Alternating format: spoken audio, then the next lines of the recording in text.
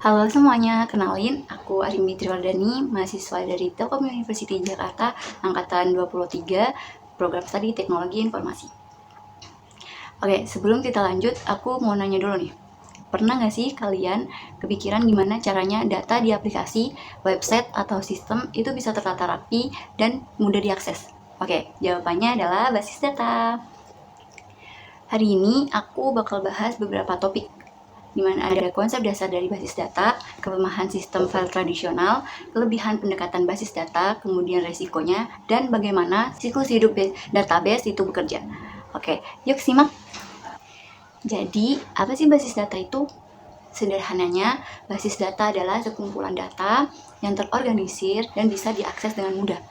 Contohnya, daftar mahasiswa di kampus atau data pelanggan di toko online. Semuanya itu tersimpan dalam basis data agar mudah dicari dan dikelola. Tanpa basis data, informasi akan tersebar dan sulit dicari. Nah, bisa dibayangin kan? Pasti bikin ribet. Sekarang aku mau kasih tahu. Dulu sebelum ada basis data modern, kita pakai yang namanya sistem file tradisional. Nah, tapi sistem file tradisional ini memiliki banyak kelemahan. Yang pertama, redundasi data, yaitu data bisa tersimpan berkali-kali di tempat yang berbeda. Nah, itu akan boros ruang penyimpanan. Kemudian yang kedua, sulit diakses. Kalian mau cari data, harus buka banyak file satu persatu dulu. Kemudian yang ketiga, keamanan lemah. Dengan keamanan yang lemah, data bisa bocor atau hilang, dan itu karena nggak ada sistem proteksi yang baik. Nah, kemudian yang keempat, tidak konsisten. Bisa ada aja informasi yang tidak berkaitan antara file satu dan file yang lainnya. Nah, itu sebabnya kita butuh pendekatan yang modern, yaitu basis data. Nah, dengan pendekatan basis data, semua kelemahan tadi bisa teratasi. Nih kelebihannya.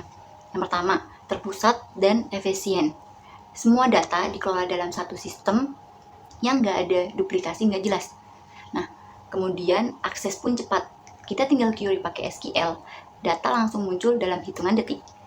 Kemudian juga keamanan lebih baik. Kita bisa atur siapa saja yang boleh akses data tertentu.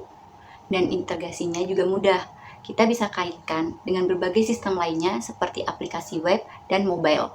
Tapi, meskipun canggih, ada beberapa resiko yang harus kita waspadai. Yang pertama, keamanan data. Kita bisa aja kena serangan hacker kalau nggak dijaga dengan baik. Kemudian yang kedua, ketergantungan teknologi.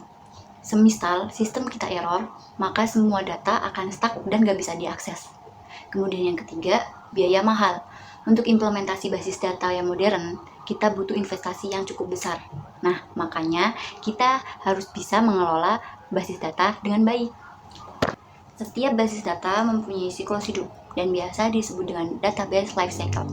Nah, pada siklus basis data ini mempunyai 5 tahapan utama. Yang pertama adalah perencanaan.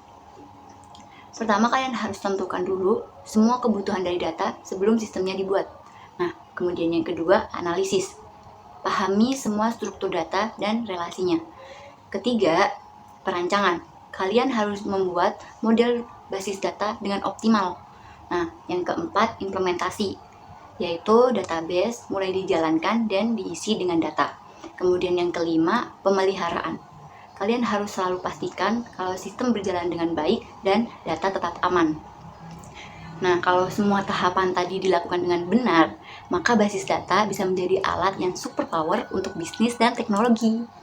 Jadi, sekarang kalian paham kan kenapa basis data itu penting? Mulai dari kelemahan sistem lama, keunggulan pendekatan basis data, resikonya, dan siklus hidupnya, kita harus kuasain supaya bisa jadi ahli basis data yang handal. Gimana? Masih ada pertanyaan seputar basis data? Yuk komen di bawah. Dan jangan lupa like, subscribe, dan share video ini ke teman-teman kalian. Bye-bye.